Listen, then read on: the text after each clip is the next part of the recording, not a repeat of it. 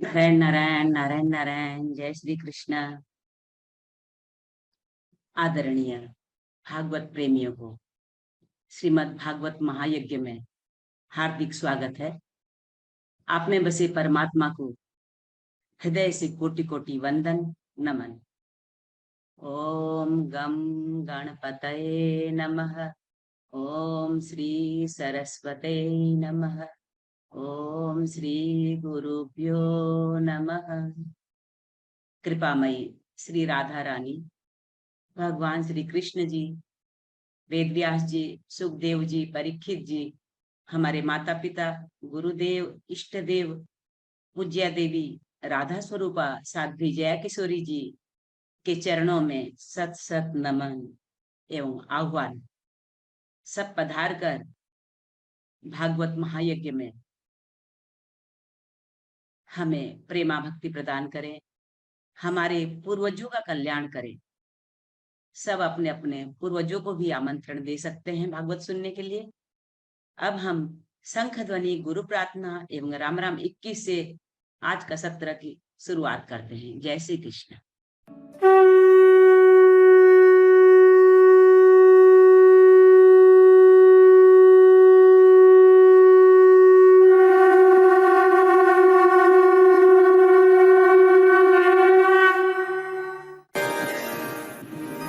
गुरुर्ब्रह्मा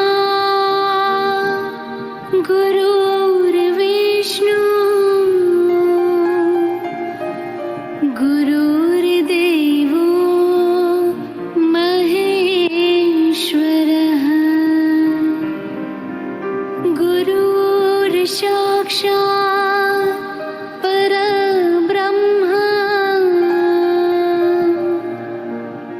तस्मै श्री गुरवे नमः।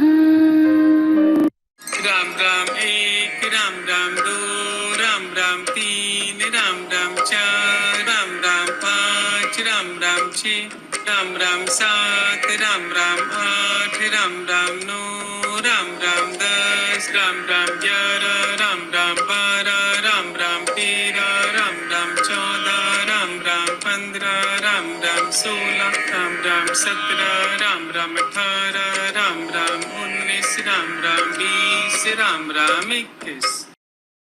जय श्री कृष्ण। हम सत्संगी हैं, भागवत श्रवण करते हैं, रामायण पढ़ते हैं, गीता पढ़ते हैं, तो हमारे स्वभाव में परिवर्तन आना चाहिए। आज बहुत धन हो गया तो धन का भी मान नहीं हो, बहुत सुंदर हैं तो सुंदरता का भी मान न हो। नम्र बनना,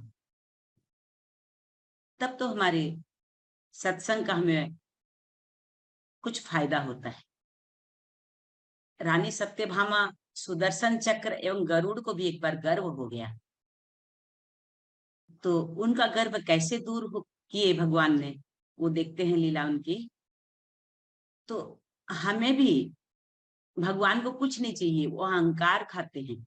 किसी में अगर अहंकार हो गया तो फिर उसको खत्म करना चाहते हैं, क्योंकि भक्त को वो पवित्र शुद्ध रखना चाहते हैं।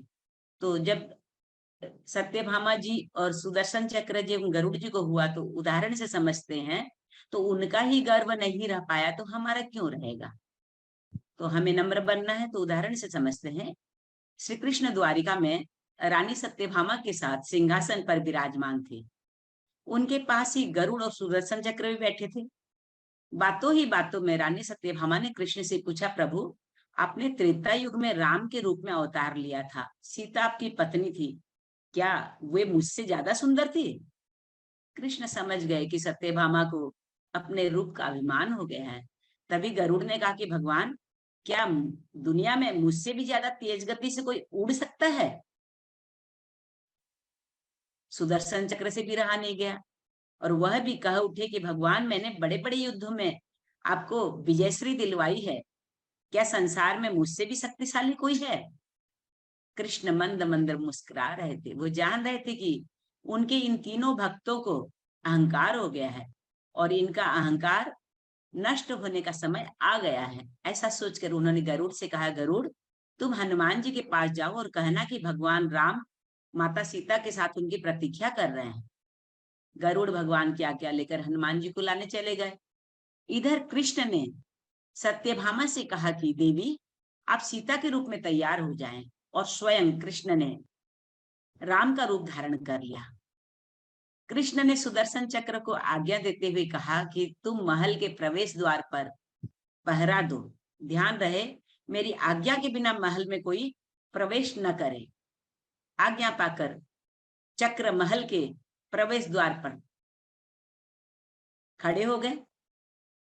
गरुड़ ने हनुमान के पास पहुंचकर कहा कि वानर श्रेष्ठ, भगवान राम माता सीता के साथ द्वारिका में आपसे मिलने के लिए प्रतीक्षा कर रहे हैं। आप मेरे साथ चलें, मैं आपको अपनी पीठ पर बैठाकर शीघ्र वहां ले जाऊंगा। हनुमान ने विनय पूर्वक गरुड़ से कहा, आप चलिए, मैं आता हूं। गरुड़ ने सोचा, पता नहीं ये बूढ़ा बानर कब पहुंचेगा। खैर, मैं भगवान के पास चलता हूं। यह सोचकर गरुड़ शीघ्रता से द्वारिका की ओर उड़े। पर ये क्या, महल में पहुंचकर गरुड़ देखते हैं कि हनुमान तो उनसे पहले ही महल में प्रभु के सामने बैठे हैं। गरुड़ का सिर लज्जा से झुक गया। तभी श्री राम ने हनुमान से कहा कि पवन पुत्र, तुम बिना आज्ञा के महल में कैसे प्रवेश कर गए? क्या तुम्हें किसी ने प्रवेश द्वार पर रोका नहीं? हनुमान ने हाथ जोड़ते हुए सिर झुकाकर अपने मुंह से सुदर्शन चक्र को निकालकर प्रभु के सामने रख दिया। हनुमान ने कहा कि प्रभु, आपसे मिलने में मुझे इस चक्र ने रोका था, इसीलिए इसे मुंह में रख के मैं आपसे मिलने आ गया, मुझे क्षमा करें। भगवान मंद मंद मुस्कुराने लगे। हनुमान ने हाथ जोड़ते हुए श्री राम से प्रश्न किया, हे प्रभु, आज अपने माता सीता के स्थान पर किस दासी को इतना सम्मान दे दिया कि वो आपके साथ सिंहासन पर विराजमान है? अब रानी सत्यभामा के अहंकार भंग होने की बारी थी। उन्हें सुंदरता का अहंकार था जो पल भर में चूर हो गया। रानी सत्यभामा, सुदर्शन चक्र और गरुड़, तीनों का गर्व चूर चूर हो गया था। तीनों भगवान की लीला समझ रहे थे। तीनों की आंख से आंसू बहने लगे और वे भगवान के चरणों में झुक गए। कहने का अर्थ है कि रानी सत्यभामा, गरुड़ कितनी बड़ी बड़ी हस्ती है, उनका भी गर्व नहीं रहा तो हम लोग गर्व करेंगे, तो ये उचित नहीं है। इसीलिए सत्संगी को, रामायण भागवत का पाठ करने सुनने वालों को तो पूरा ही छोड़ देना चाहिए। गर्व किसी भी चीज का नहीं होना चाहिए, न परिवार का, न धन का, न रूप का, न यौवन का। नम्रता ही अपना भूषण है, उसे धारण करें। सुना है बांके, आज भी हर दिन तुम निधिवन में आते हो, राधा रानी और गोपी के संग नित ही रास रचाते हो, नित ही रास रचाते हो। तो जिसकी भावना है उसको वही प्रकट मिलते हैं और रास के दर्शन भी होते हैं। जो जैसी भावना से कलम देख रहे थे कि वो माँ की, माता की भावना थी कि कृष्ण में जान है, जीवन है, सांस चलते हैं, तो सचमुच वैसे भगवान की हृदय से धड़क रहा था हृदय और सांस चल रही थी। तो ऐसे ही हम जितने जितने शुद्ध होते जाएंगे, निरभिमानी होते जाएंगे, हमारी भक्ति बढ़ती जाएगी। कृष्ण के प्रति हमारा प्रेम और अगाध अगाध अगाध होता चला जाएगा। तो ठीक है, कृष्ण के लिए प्रेम बढ़ाने के लिए हम हमारी पूज्या श्री राधा स्वरूपा जय किशोरी जी का सत्संग अभी श्रवण करेंगे। बोलिए गणेश जी महाराज की जय। सांवरिया सेठ की जय। भक्त वत्सल भगवान की जय। खाटू नरेश की जय। रानी सती दादी की जय।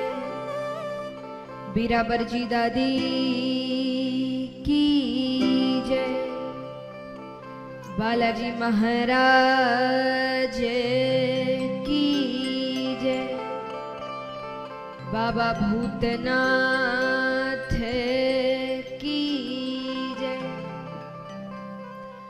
सुखदेव मुनि महाराज की जय।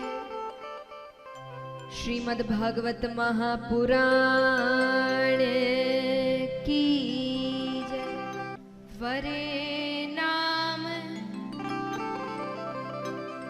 अर्थ संघाना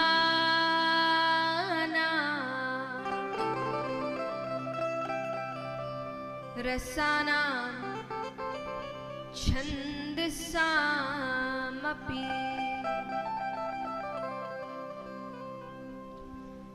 मंगलानामच कर्तारो वन्दे वाणी विनायको।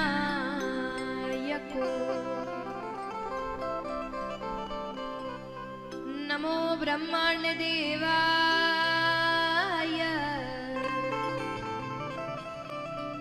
गो ब्राह्मण हिताय च जगद्धिताय कृष्णाय गोविंदाय नमो नमः। छवि ललित कमला कोटि सम नवनील अंबर धारिणी शशि वदन कंज विलोचनी शिर चंद्रिका मृदुहासिनी आनंद धन गोविंद मन मंदिर अनन्य निवासिनी घनश्याम धनहित चातकी घनश्याम धनहित मोरनी। जय जय श्री राधे जय जय श्री राधे जय जय श्री मुरलीधरा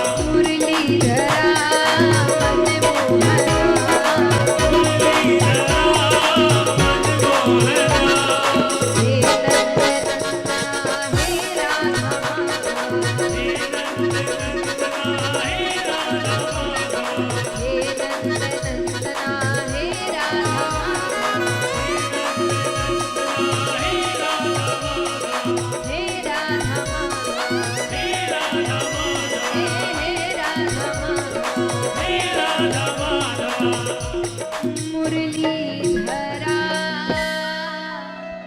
मनमोहना हे नंदनंदना हे राधा माधवा। बोली कृष्ण कन्हैया लाल की। अश्वत्थामा अमर है। कौन कौन अमर है?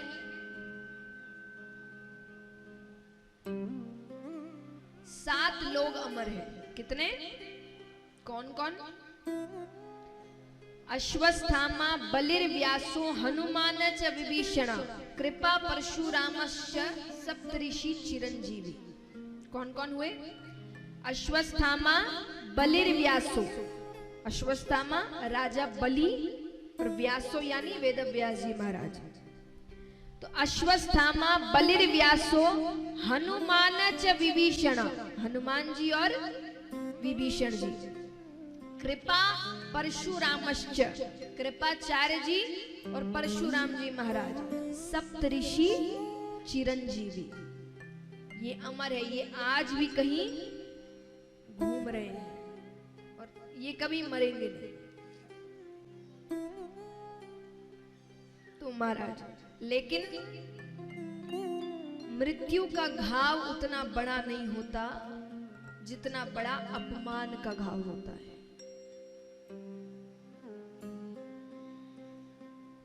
अब यहां पर भगवान ने कहा कि सबको सबका राज्य मिल गया, अब मैं चलता हूं, मेरे जाने का समय हो गया।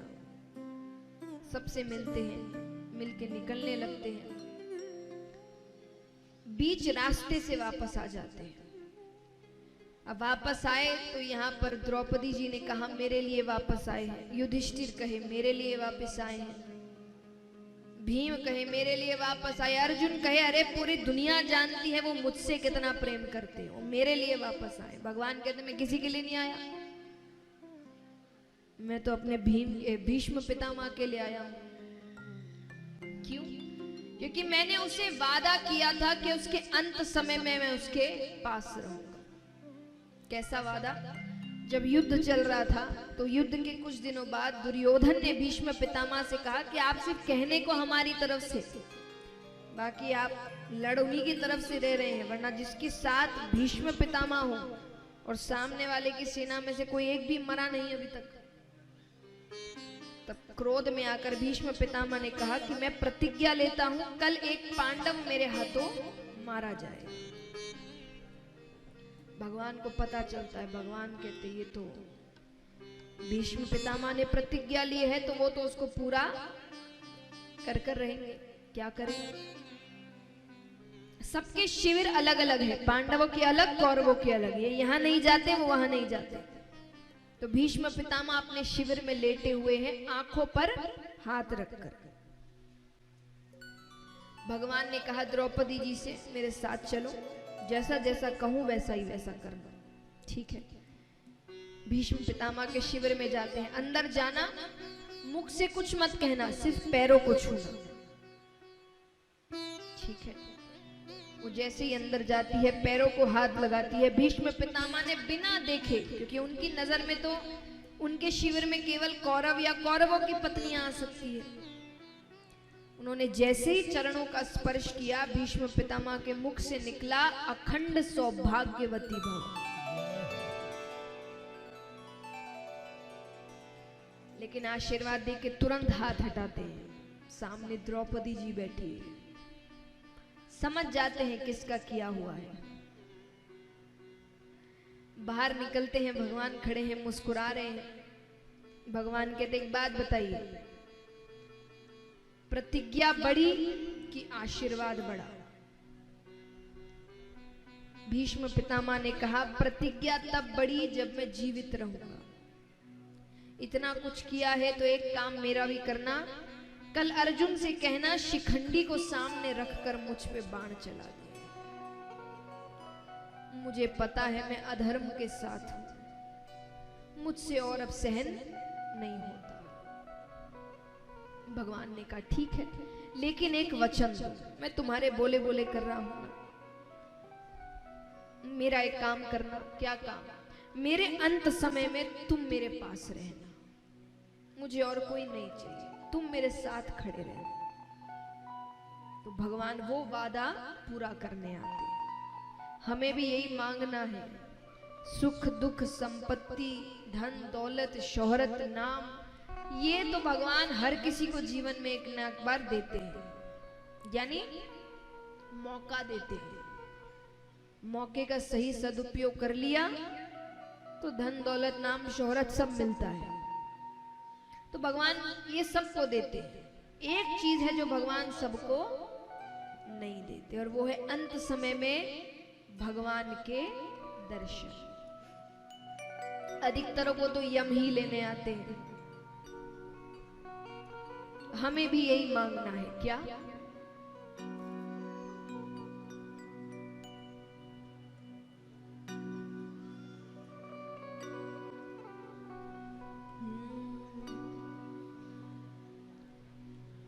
इतना तो करे न स्वामी, ओ इतना तो करे न स्वामी, जब प्राण तन से निकले गोविंद नाम लेकर, के गोविंद नाम लेकर, तब प्राण तन से निकले, इतना तो करे ना स्वामी,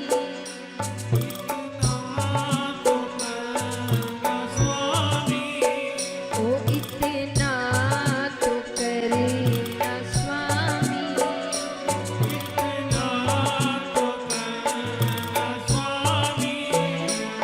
जब प्राण तन से निकले गोविंद नाम लेकर, गोविंद नाम लेकर, तब प्राण तन से निकले, इतना तो करना स्वामी।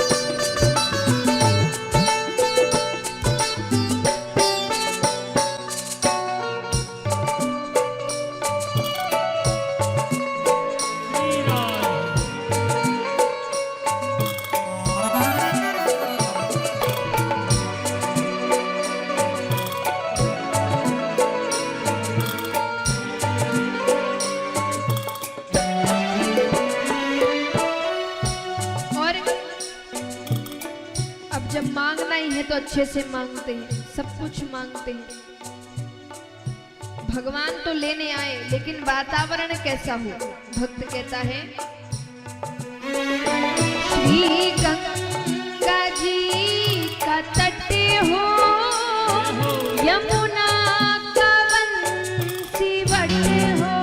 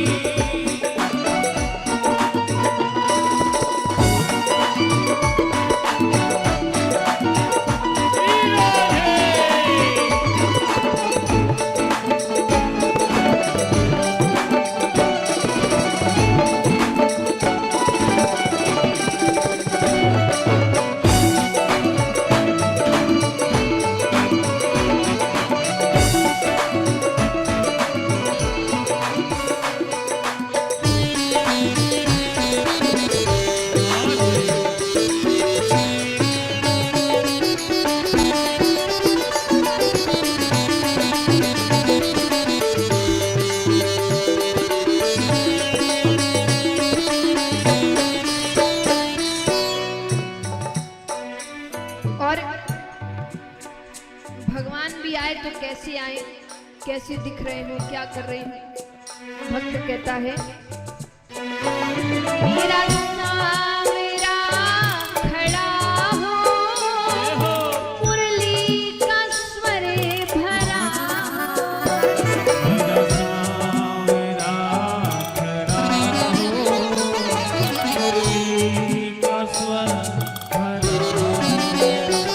मेरा सावरा खड़ा हो, मुरली का स्वर भरा हो।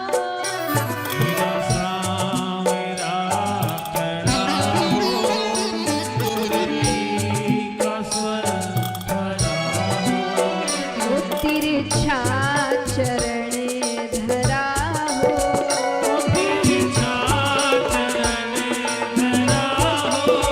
वो तिरछा चरण धरा हो।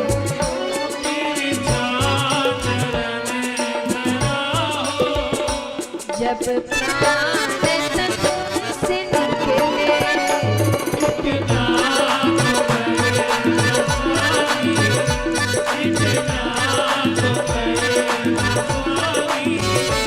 जब प्राण तन से निकले, तब प्राण तन से निकले। ओ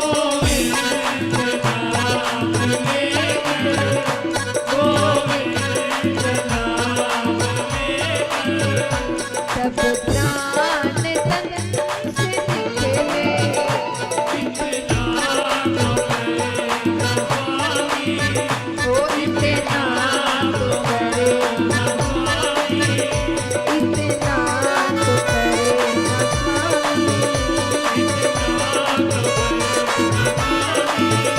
जब प्राण तन से निकले। बोलिए भक्त और भगवान की। तो भगवान जाते हैं, भीष्म पितामह के पास खड़े होते हैं, उनसे पूछते हैं उनकी आखिरी इच्छा क्या है।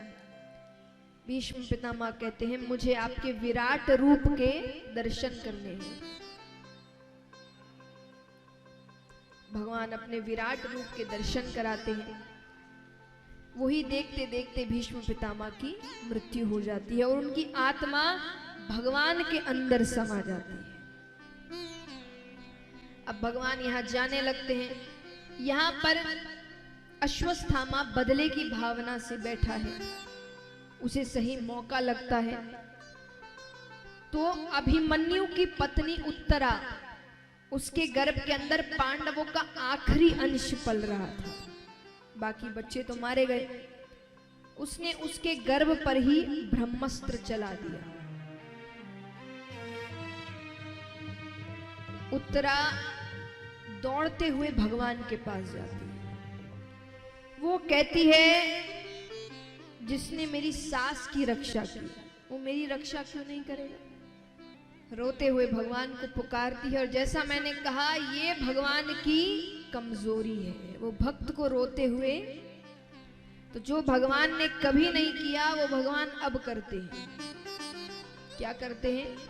भगवान ने हर वक्त अवतार ग्रहण किया है, प्रकट हुए हैं जब समय आया, लेकिन कभी भी भगवान किसी के गर्भ के अंदर नहीं गए। पहली बार भगवान उत्तरा के गर्भ के अंदर जाते हैं। अंदर छोटे से राजा परीक्षित बैठे हैं। उनकी आंखें भगवान को देखती है, भगवान उन्हें देखते हैं, मानो उन्होंने जीवन में आने से पहले ही पहले दर्शन ही भगवान के किए। तो वो भगवान को देखते हैं, भगवान उन्हें देखते हैं। भगवान एक सुरक्षा चक्र बनाते हैं। वो सुदर्शन ब्रह्मास्त्र चलता है, विफल हो जाता है, क्योंकि भगवान का सुरक्षा चक्र है। भगवान गर्भ से बाहर आ जाते हैं। अब भगवान यहाँ से चले जाते हैं। कुछ समय बाद पांडव भी चले गए। राजा परीक्षित पैदा होते हैं, बड़े होते हैं, उनको राज सिंहासन दिया जाता है। एक दिन राज खजाने की सफाई हो रही थी, उसमें से एक मुकुट बहुत कीमती मुकुट निकलता है, हीरे जवाहरातों से जड़ा हुआ। असल में ये मुकुट जरासंध नामक एक राजा का था। इसकी कथा भी आप कुछ दिनों में सुनेंगे। ये कंस के ससुर हुए, बहुत पापी, कई राजाओं को मार कर लूट कर उसने ये मुकुट बनवाया था। उस मुकुट को साफ करके राजा परीक्षित को पहनाया जाता है। जैसा मैंने कहा, जैसी संगत वैसा स्वभाव। वो मुकुट पहनते ही उनके मन में हिंसक भाव आने लगते हैं। इतने वर्षों में पहली बार राजा परीक्षित कहते हैं, आज शिकार खेलने चलते हैं। ठीक है, चलो शिकार खेलने जाते हैं। बीच रास्ते में वो देखते हैं कि एक शूद्र एक पैर के बैल को लाठी से मार रहा है, बहुत बेरहमी से, और नीचे एक गौ माता पड़ी हुई है अधमरी हालत में, उसे बार बार वो पैर की ठोकर मार रहा है। राजा परीक्षित देखते हैं। राजा परीक्षित कहते हैं, मेरे राज्य में ऐसी क्रूरता का कार्य कौन कर रहा है? उसके पास जाते हैं, कौन हो तुम? वो कहता है, मेरा नाम कलयुग है। क्या है? कलयुग। ये बैल कौन है? बोले ये धर्म है, सिर्फ एक ही पैर। बोले कलयुग में धर्म केवल दान से किया जाएगा। तप इत्यादि ये सब मोह माया छोड़ना, ये किसी के बस की बात नहीं होगी उस वक्त। सुपारी ना छूटे आजकल किसी से, मोह माया कहां से छूट जाए, तो वो कोई कर नहीं पाएगा। तो दान कैसे करेगा? बोले क्योंकि ऐसे भी लोग पैसे के ही पीछे भाग रहे हो, तो कमाएंगे तो दान भी कर देंगे, तो दान से धर्म होगा। ये गौ माता कौन है? बोले ये पृथ्वी है। तो महाराजा यहां भगवान गर्भ से बाहर आते। राजा परीक्षित कहता है कि अगर ऐसा समय आने वाला है तब तो तुम्हारा मर जाना ही अच्छा है। कलयुग ने कहा, मुझ में लाख अवगुण है, पर एक ऐसा गुण है जो किसी युग में नहीं था। कौन सा गुण? कलयुग केवल नाम आधारा, सुमिर सुमिर नर उतर ही पारा। यानी पहले के युगों में वर्षों तपस्या करने पर भी किसी किसी को भगवान की एक झलक प्राप्त होती थी, लेकिन कलयुग में केवल नाम मात्र से आपको भगवान मिल जाते। अच्छा, ऐसी बात है तो ठीक है, पर तुम मेरे राज्य में नहीं रह सकते। तो मैं कहाँ रहूं?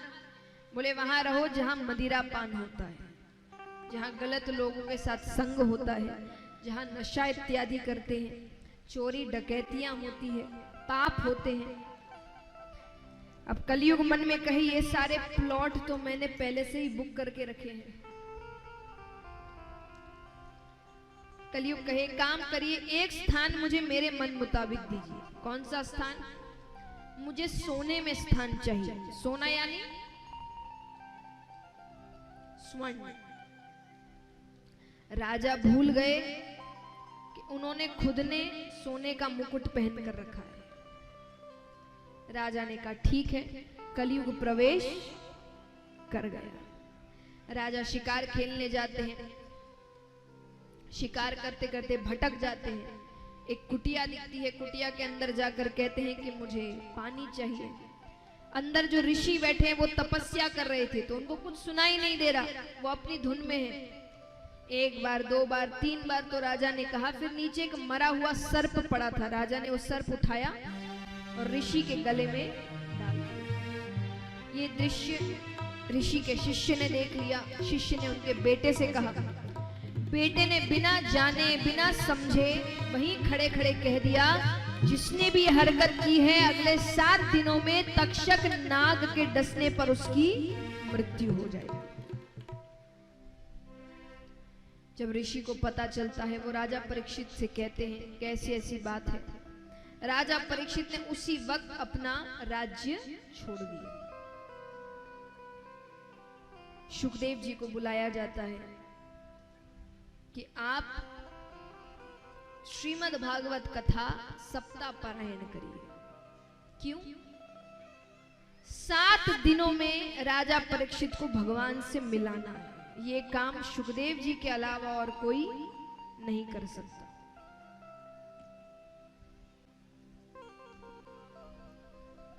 ठीक है, सुखदेव जी भी मान जाते हैं। कथा आरंभ होती है।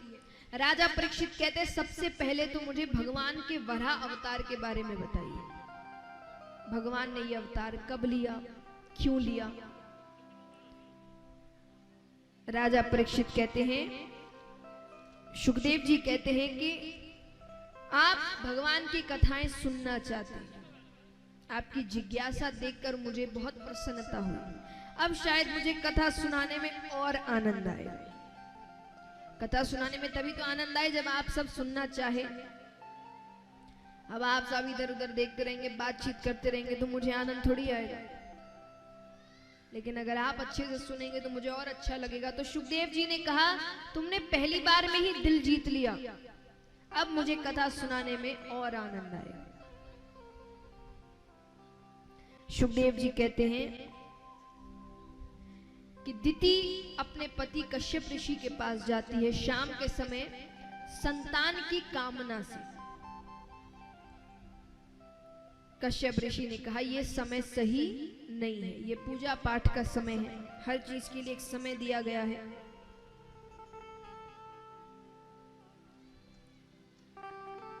वो जिद करने लगती है तो बिना मन से कश्यप ऋषि उनकी इच्छा की पूर्ति कर देते हैं। स्नान करके फिर से पूजा में लग जाते हैं। दिति ने सोचा पति नाराज हो गए, जाती है। वो कहती है, आप नाराज क्यों हो रहे? मैंने जो किया हमारे लिए किया, आपके संतान होगी, आप जैसी तेजस्वी होगी। कश्यप ऋषि कहते नहीं, गलत समय में किया हुआ कार्य गलत परिणाम देता है। तुम्हें पुत्र होंगे और एक नहीं 2 जुड़वा पुत्र होंगे, लेकिन महादुष्ट होंगे। और दुष्ट भी कैसे? राक्षसों में उनकी गिनती की जाएगी। कौन सी मां चाहेगी उनके बच्चे ऐसे हो?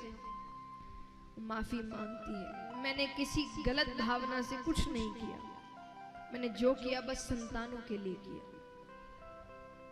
ठीक है, अब ये तो नहीं टल सकता, पर क्योंकि तुम अपनी गलती मानती हो तो तुम्हें जो पौत्र होगा वो भगवान का परम लाडला होगा। वो छोटा सा बच्चा, लेकिन उसका नाम बड़े बड़े भक्तों में लिया जाएगा। कौन थे वो? प्रहलाद। तो दिति को 2 पुत्र हुए, हिरणाक्ष और हिरण्यकश्यप। हिरणाक्ष यहां पर समुद्र की विशालता देखते हैं, उसको युद्ध के लिए पुकारते हैं। समुद्र ने कहा, मुझसे युद्ध मत करो, मेरे तल पर पृथ्वी रखी है, उसको लेने कोई ना कोई तो आएगा, उससे युद्ध करना। क्योंकि समुद्र को पता था उसको लेने भगवान ही आएंगे। यहाँ पर ब्रह्मा जी रचना का कार्य कर रहे हैं, तो पर रचना को रखे कहां? तो ब्रह्मा जी ने भगवान का ध्यान किया और ब्रह्मा जी के नासिका से भगवान एक छोटा से वराह का अवतार लेते हैं और सीधा समुद्र में जाते हैं। वहां अपना आकार बढ़ाते हैं, समुद्र को अपने मुख के ऊपर रखकर, पृथ्वी को अपने मुख के ऊपर रखकर ऊपर आ रहे हैं। हिरणाक्ष बीच में रोकते हैं, पृथ्वी ले जानी है तो मुझसे युद्ध करना पड़ेगा। दोनों के बीच युद्ध होता है, भयानक युद्ध होता है। लेकिन जब भगवान युद्ध कर रहे हैं तो जीत तो भगवान की ही होगी। भगवान हिरणाक्ष का वध करते हैं और पृथ्वी को ऊपर लेकर आते हैं।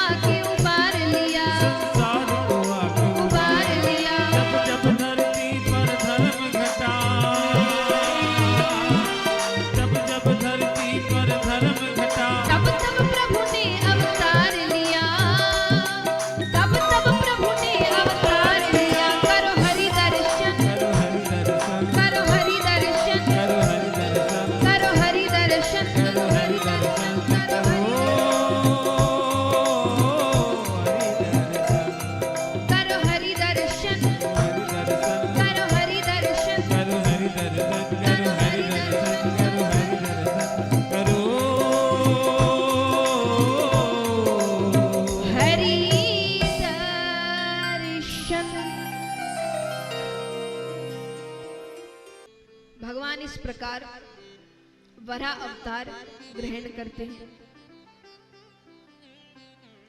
अब हम चलते हैं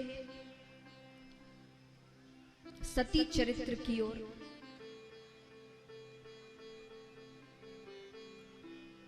महादेव जी का पहला विवाह हुआ था सती माता के साथ, दक्ष राजा की कन्या। एक बार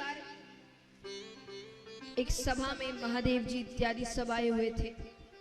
दक्ष राजा का इंतजार हो रहा था। महादेव जी की एक आदत थी, महादेव जी को जब भी समय मिलता ना, वो श्री राम की भक्ति में लीन हो जाते। वो खाली नहीं बैठते थे, उनको जहां खाली समय मिला वो नेत्र बंद करते और श्री राम की भक्ति में लीन हो जाते। अब उनको लग रहा है कि दक्ष राजा को आने में तो देर है, थोड़ा राम नाम संकीर्तन किया जाए। वो अपने नेत्र बंद करते हैं और भजन में लग जाते हैं, लीन हो गए। उनका नेत्र बंद करना हुआ और कुछ ही देर में दक्ष राजा का आना हुआ। क्योंकि वो भगवान के नाम में इतने मग्न हो चुके हैं, उनको कुछ पता नहीं चलता। दक्ष राजा आते हैं, सब उनके स्वागत में खड़े होते हैं सिवाय महादेव जी। दक्ष राजा को बड़ा क्रोध आया। दक्ष राजा क्रोध में आकर बड़ा भला बुरा कहते हैं। दक्ष राजा कहते हैं, ये अमंगल स्थान में रहने वाला, भूत प्रेतों के साथ में रहने वाला, इसे क्यों बुलाया गया है?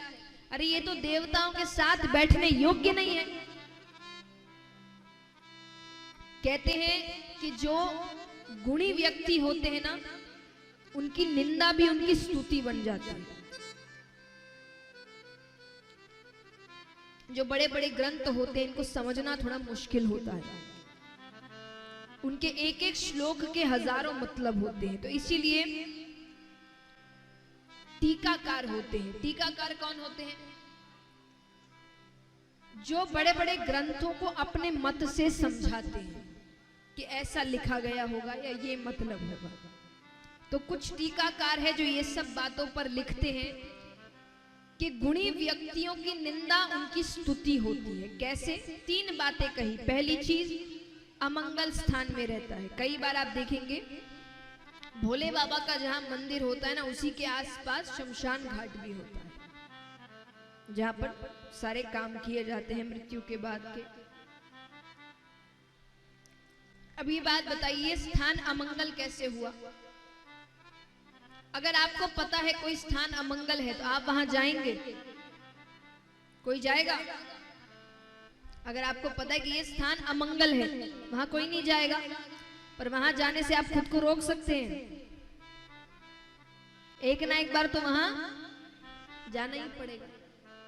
और अमंगल कैसे? वहां तो जीवन की सबसे बड़ी सच्चाई है।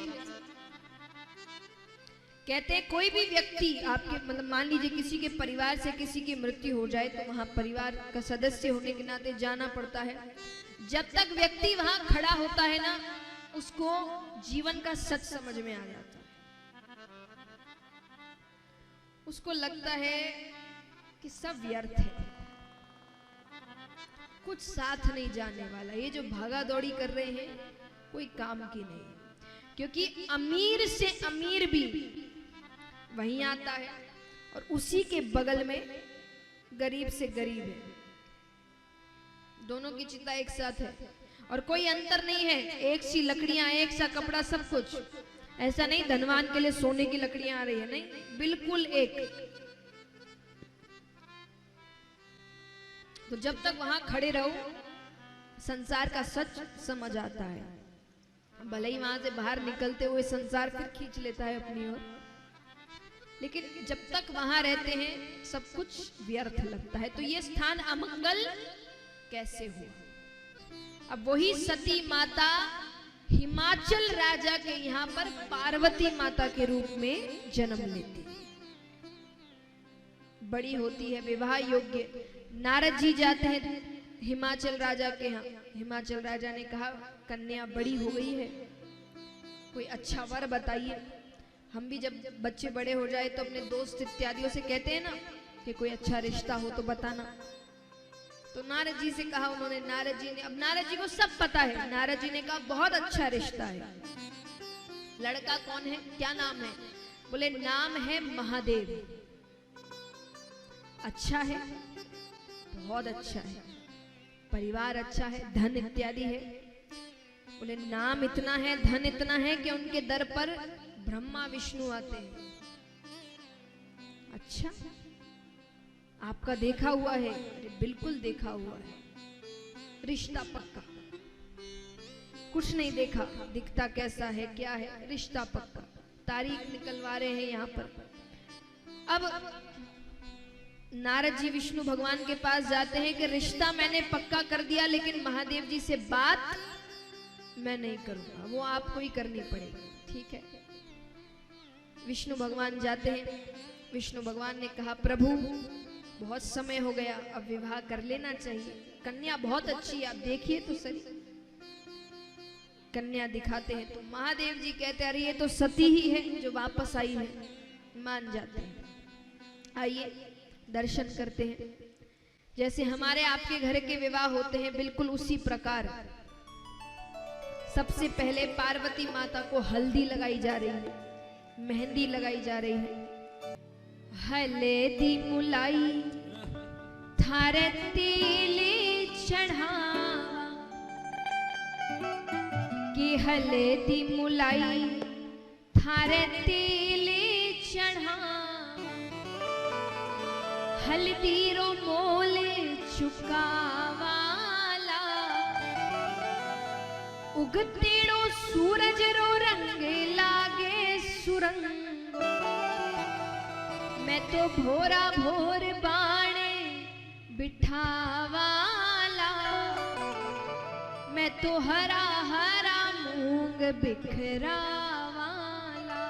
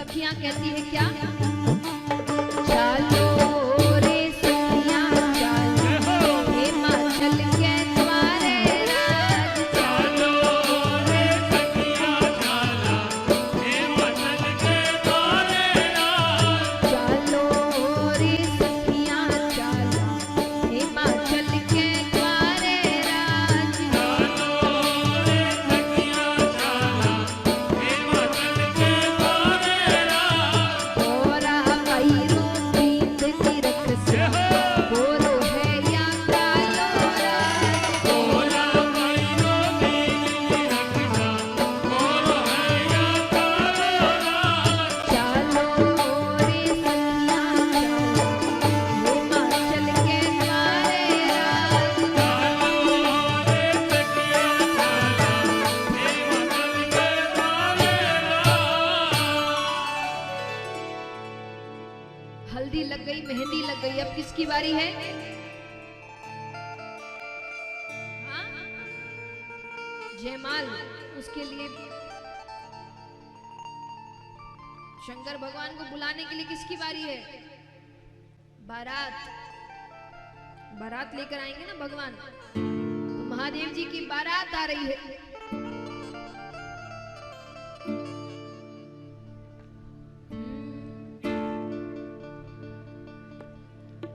अरे शिव जी बिहाने चले बाल की सजाए के, बभूति रमाए के हो राम, संग संग बाराती चले ढोल बजाए के, घोड़ा दौड़ाए के हो राम। तो अब सब देखने आ रहे हैं दूल्हा कैसा है, तो दूल्हा 60 साल का बुजुर्ग है।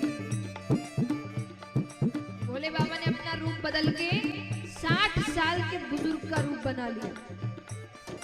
बाबा को इकलौती सूझा बदला रूप बड़ा भारी, 60 साल के बुढ़े बन गए पे झुरिया है सारी। बाबा को इसको सूझा बदला रूप बड़ा भारी, 60 साल के बूढ़े बन गए मुझ पे दुनिया है सारी। बाबा को इकलौती सूझा बदला रूप बड़ा भारी, 60 साल के बुढ़े बन गए मुझ पे झुरिया है सारी। बाबा को इसको सूझा बदला रूप बड़ा भारी, 60 साल के बूढ़े बन गए मुझ पे दुनिया है सारी। डगमग डगमग चलते जैसे गिरने के आसार पड़े, बदन पे घूम रही है से देखो लार पड़े, जो भी देखे चकराए कलेजा मुंह को आए, जो भी देखे चकराए कलेजा मुंह को आए, ऐसे दूल्हे से सबको रखना बचाए के पाए के हो राम।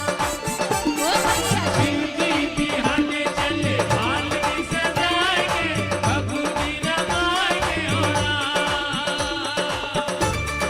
अब पार्वती माता को पता चलता है कि ऐसा रूप बना लिया, यहाँ रिश्ता टूटने वाला है। तो पार्वती माता भोले बाबा से कहती अपने असली रूप में आ जाइए, मैंने बड़ी तपस्या की है आपको फिर से प्राप्त करने के लिए, मेरी मेहनत पर पानी मत फेरिए वरना मेरे माता पिता कभी ये शादी नहीं होने देंगे। कौन छोटी सी कन्या को 60 साल के बुजुर्ग के साथ शादी करवा दे? तो भोले बाबा आते हैं, पार्वती माता के पास खड़े होते हैं। सुंदर रूप बना भोले का माया अपनी मोड़ी है, इस जग में सबसे सुंदर शिव पार्वती की जोड़ी है। बना भोले का माया अपनी मोड़ी है, इस जग में सबसे सुंदर शिव पार्वती की जोड़ी है। सुंदर रूप बना भोले का माया अपनी मोड़ी है, इस जग में सबसे सुंदर शिव पार्वती की जोड़ी है। सुंदर रूप बना भोले का माया अपनी मोड़ी है, इस जग में सबसे सुंदर शिव पार्वती की जोड़ी है। ऋषि मुनि और वेद शास्त्र भी इनका गुण गाते हैं, जोड़ी का दर्शन करके जीवन सफल बनाते हैं। हम और तुम भी यश गाए इनकी बारात में जाए, हम और तुम भी यश गाएं, इनकी बारात में जाएं। शिव जी बिहाने चले बाल की सजाएंगे, बभूति रमाएंगे हो राम। ओ भैया बिहाने चले बाल की सजाएंगे, भभूति रमाएंगे हो राम। अरे संग संग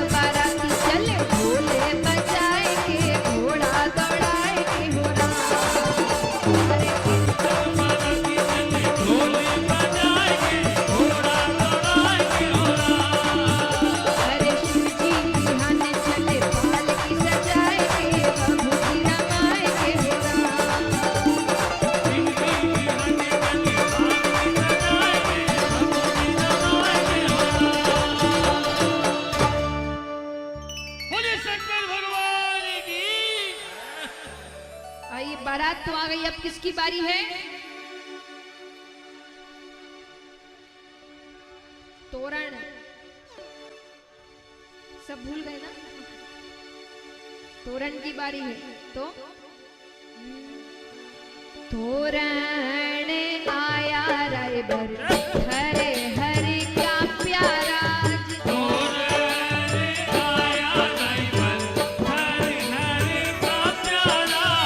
पूछे सिरदार बनी, कामन कून करा छेराज।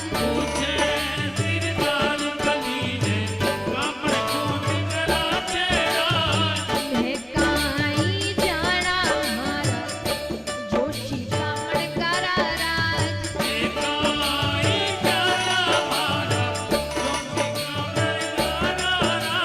तोरण आया रायबर, हरे हरे का प्यारा।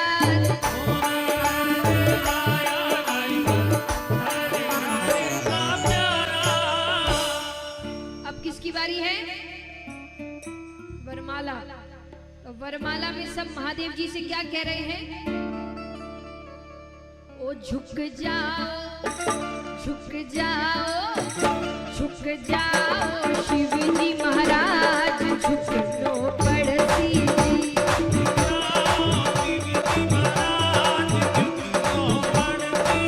ओ झुक जाओ शिव जी महाराज, झुक लो पड़सी जी।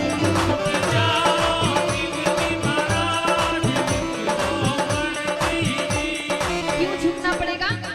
हमारी गौरा जी है छोटी सी, हमारी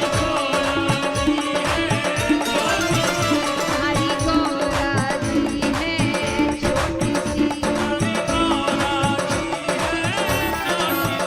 ये तो घना रे बड़ा सरकार, झुक लो पड़सी।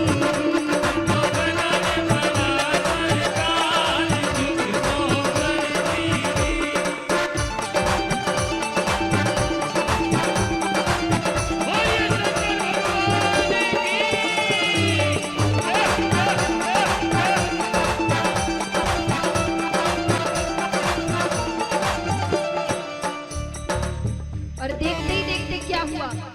देखत देखत ही झुक गया, देखत देखत ही झुक गया। हमारा भूतोरा भूतनाथ, झुक लो पड़सी।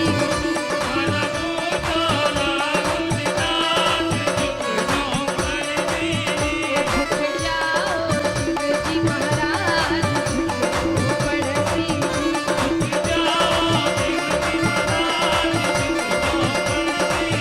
झुक जाओ शिव जी महाराज, झुक लो पड़सी।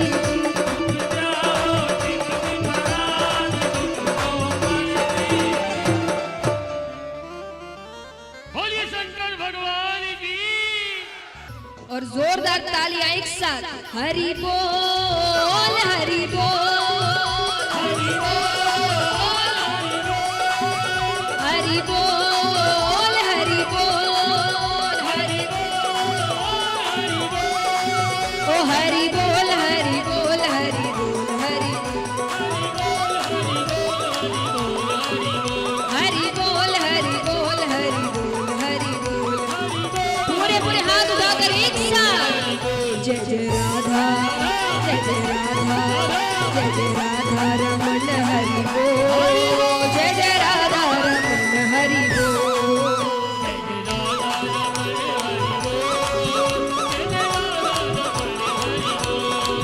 जय जय राधा रमन हरि बोल, जय जय राधा रमन हरि बोल।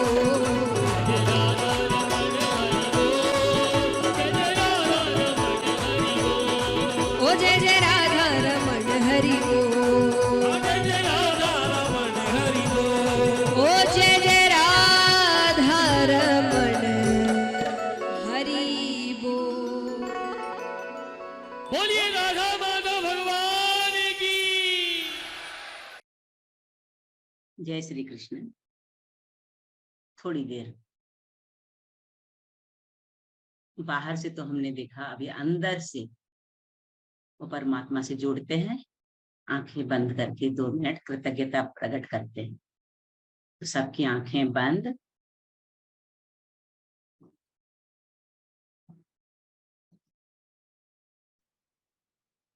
उस प्रभु का बहुत बहुत शुक्रिया।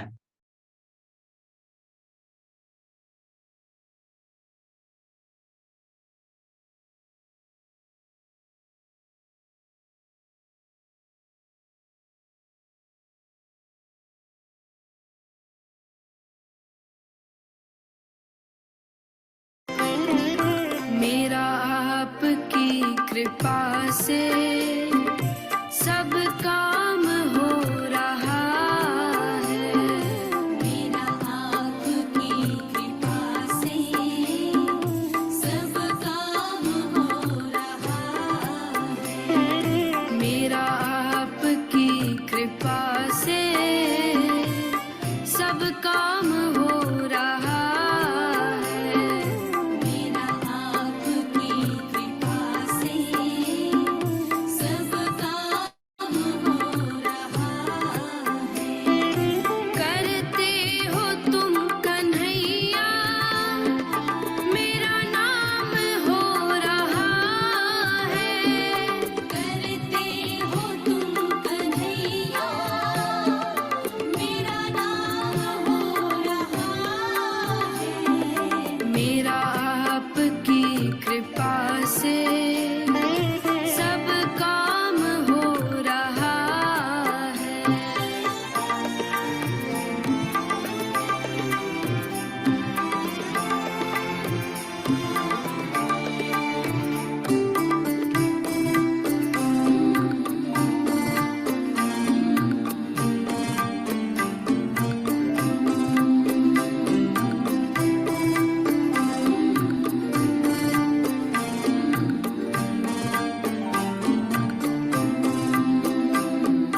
पतवार के बिना ही मेरी नाव चल रही है। पतवार के बिना ही मेरी नाव चल रही है। हैरान है ज़माना, मंजिल भी मिल रही है। हैरान है ज़माना, मंजिल भी मिल रही है। करता नहीं मैं कुछ भी, सब काम हो रहा है। करता नहीं मैं कुछ भी, सब काम हो रहा है। करते हो तुम कन्हैया, मेरा नाम हो रहा है। करते हो तुम कन्हैया, मेरा नाम हो रहा है। मेरा आपकी कृपा से सब काम हो रहा है। पूर्णाहुति से पहले एक लीला जरूर देखेंगे। भगवान कृष्ण को राधा से बहुत प्रेम है। बार बार मैया को बोलते हैं कि राधा से मेरा ब्याह करा दे। मैया मना करती है कि अभी तू छोटा है। तो ब्लैकमेल करते हैं अपनी मैया के साथ में, बोलते हैं देख मैया, अगर मेरा ब्याह नहीं कराएगी तो मैं गाय चराने नहीं जाऊंगा। फिर और मैया को बात बात पे राजी करते हैं। जब छोटी सी दुल्हन तेरे आंगन में घूमेगी तो कितना अच्छा लगेगा तेरे को, कभी कभी पैर भी दबा देगी, लोग दे रहे हैं, कैसे मैया हाँ बोल दे। तो जय किशोरी जी के मुखार बिंद से ही हम सुनेंगे और लीला देखेंगे। जय श्री कृष्ण। राधिका गोरी से, बिरज की छोरी से, राधिका गोरी से, बिरज की छोरी से, मैया करा दे मेरो ब्याह। अरे क्या सोचे है माँ मेरी, अरे क्या सोचे है माँ मेरी यशोदा मैया कहती है उम्र तेरी छोटी है, नजर तेरी खोटी है, उम्र तेरी नजर तेरी, कैसे करा दूं तेरो ब्याह। अच्छा, अब कितने ऐसे हैं जिन्हें लगता है ब्याह करवा देना चाहिए, जिन्हें लगता है उठाओ पूरे पूरे हाथ, एकदम लंबे लंबे दोनों हाथ और जोरदार तालियों के साथ। राधिका गोरी से, बिरज की छोरी से, राधिका गोरी से, बिरज की छोरी से, मैया करा दे मेरो प्यार। राधिका दे मेरो प्यार। राधिका गोरी से, बिरज की छोरी से, राधिका गोरी से, बिरज की छोरी से, मैया करा दे मेरो प्यार। मैया करा दे। अरे क्या सोचे है माँ मेरी, क्या सोचे है माँ मेरी, उम्र तेरी छोटी है, नजर तेरी खोटी है, उम्र तेरी छोटी है, नजर तेरी खोटी है, कैसे करा दूं तेरो ब्याह। मैया करा दे मेरो प्यार। श्री राधे।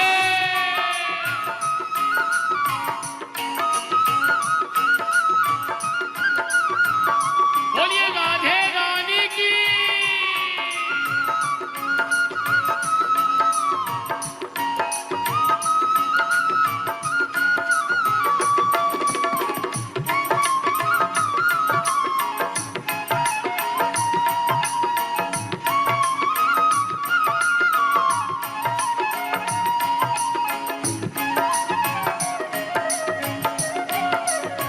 जय हो।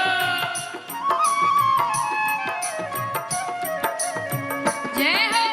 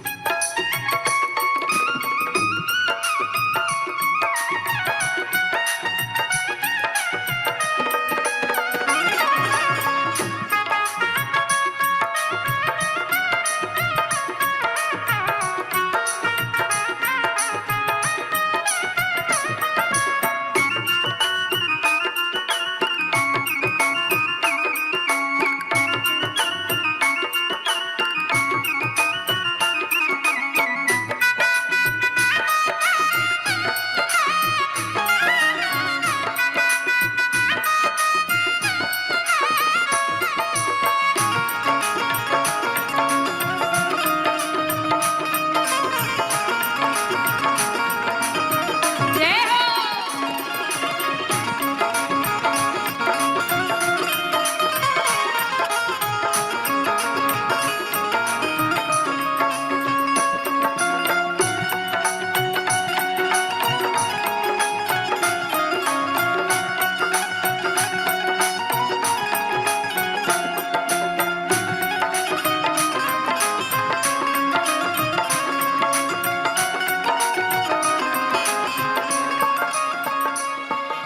अब महाराज यहाँ ठाकुर जी पहले धमकी देते हैं, उन्हें लगता है कि वो धमकी देंगे उनकी जिद पूरी हो जाएगी। ठाकुर जी कहते हैं जो नहीं ब्याह करावे तेरी कैया ना ही चराऊं, जो नहीं ब्याह कराए, तेरी कैया ना ही चराऊं। जो नहीं ब्याह करावे तेरी कैया ना ही चराऊं, जो नहीं ब्याह कराए, तेरी कैया ना ही चराऊं। आज के बाद मेरी मैया तेरी दहली पर नहीं आऊं, आज के बाद तेरी मैया तेरी दहली पर ना आऊं। आएगा रे मजा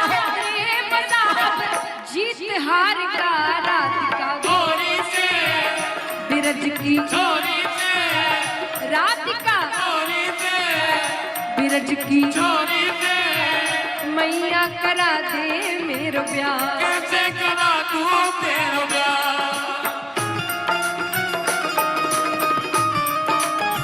राधे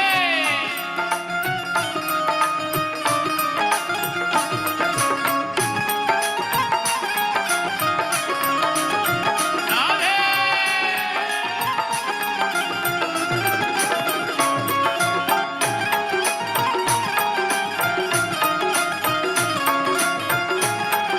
बोलिए किशोरी श्यामा प्यारी की।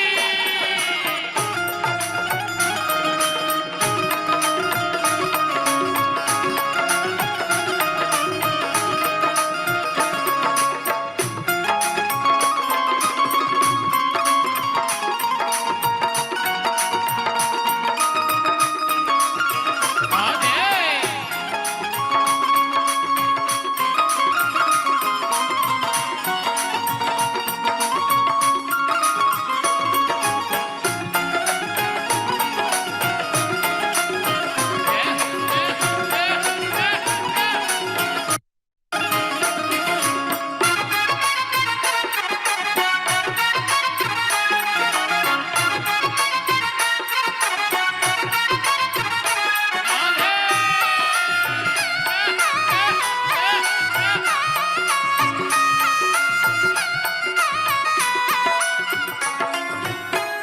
अब महाराज धमकी का तो मैया पर कोई असर नहीं हुआ।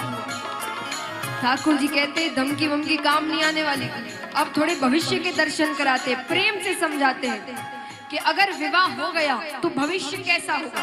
ठाकुर जी कहते हैं चंदन की चौकी पर मैया तुझको बैठाऊं, चंदन की चौकी पर मैया तुझको बैठाऊं। चंदन की चौकी पर मैया तुझको बैठाऊं, चंदन की चौकी पर मैया तुझको बैठाऊं। अपनी राधिका से मैं माँ चरण तेरे दबवाऊं, अपनी राधिका से मैं माँ चरण तेरे दबाऊं। भोजन में बनवाऊंगा बनवाऊंगा 56 प्रकार के राधिका चोरी से बिरज की चोरी से राधिका चोरी से बिरज की चोरी से मैया करा दे मेरो प्यार। मैया करा दे मेरा प्यार।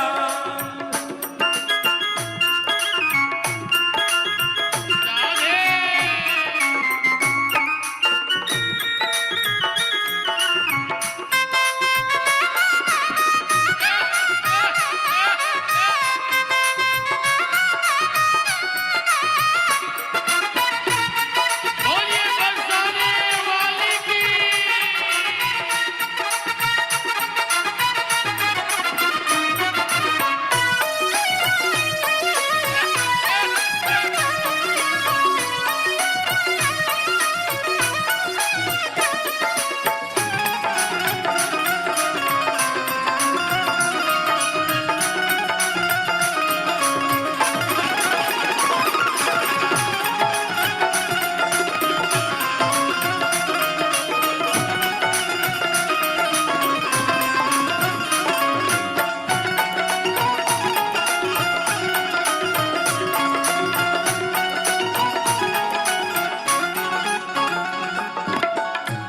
अब महाराज अभी भी कोई असर नहीं हो रहा और भविष्य में जाते हैं कि विवाह हो गया, वो घर पर आ गई तो कैसा दृश्य होगा।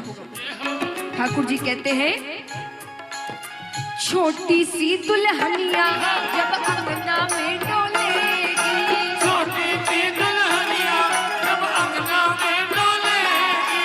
छोटी सी दुल्हनिया जब अंगना में डोलेगी, छोटी सी दुल्हनिया जब अंगना में डोलेगी।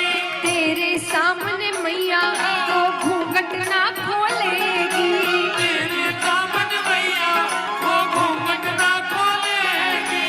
दाऊ से जाग हो बैठेंगे द्वार पे राधिका, चोरी से बिरज की चोरी से राधिका, चोरी से बिरज की चोरी से मैया करा दे मेरो ब्याह। कैसा करा दूं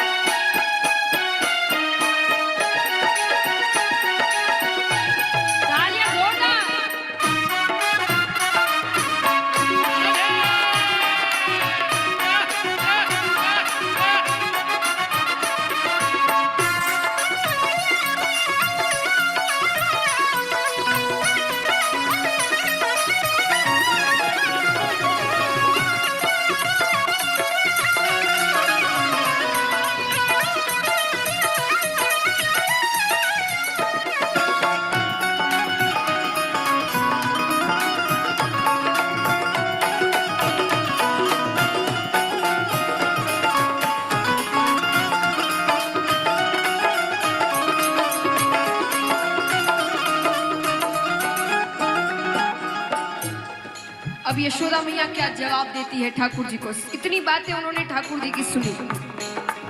यशोदा मैया कहती है,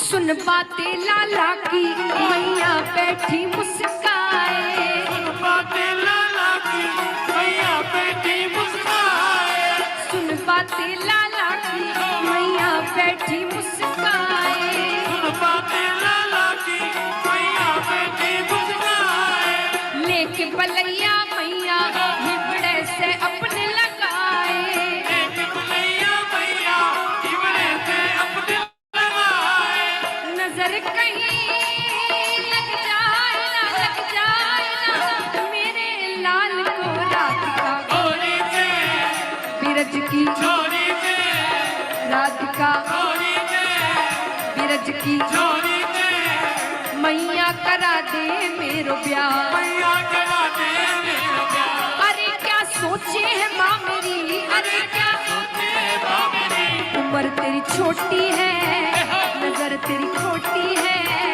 उम्र तेरी छोटी है, नजर तेरी खोटी है, कैसे करा दूँ तेरो ब्याह, मैया करा दे मेरा प्यार, कैसे करा दूँ तेरो ब्याह, मैया करा दे मेरा प्यार। कैसे।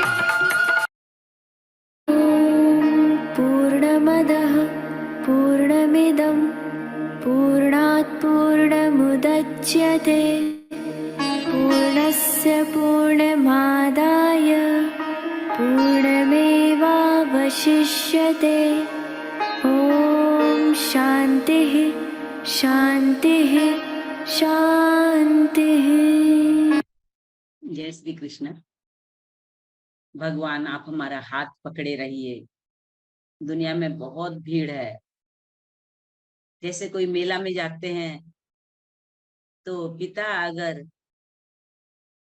बच्चे का हाथ नहीं पकड़े तो खो जाने का डर होता है, वैसे ही अब आपकी जिम्मेदारी है।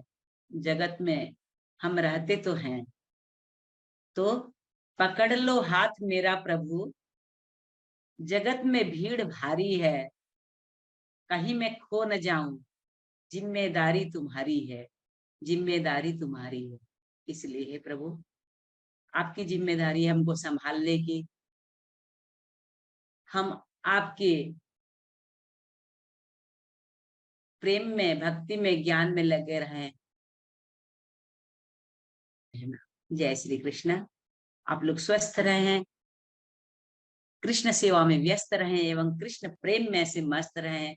लीला को स्मरण करते रहें। जो भी देखते हैं ऐसे कभी कभी आंखें बंद करके बैठ जाएं और ये दृश्य देखते रहें। खूब आनंद आता है, खूब आनंद आता है। ऐसे लीला उसीलिए दिखाई जाती है कि इसको स्मरण करते रहेंगे आप बार बार।